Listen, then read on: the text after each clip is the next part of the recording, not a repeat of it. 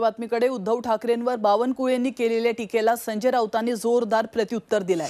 बावनकुळे कालबाह्य झालेला ब्रिटिशकालीन ढब्बू पैसा तर मोदी म्हणजे रद्द झालेली 2000ची नोट अशी टीका राऊतांनी केली आहे। कालच उद्धव ठाकरेंनी आता फक्त माझं नाणं चालणार असं म्हटलं होतं आणि त्यावर बावनकुळेंनी ठाकरेंचं नाणं खोटं असल्याची टीका केली। यावर राऊतांनी हे प्रत्युत्तर दिलंय। मोदीचं नाणं जे आहे बरं का हे घासून पुसून गेला 10 वर्षात गुळगुळीत झालेलं आहे।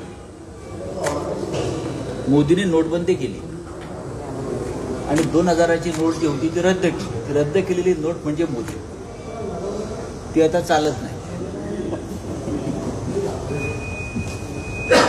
ती आता चालत नाही बाजारात। कोणतीही नोट जी मोदींनी बाजारात आणली होती ती आता चालत नाही।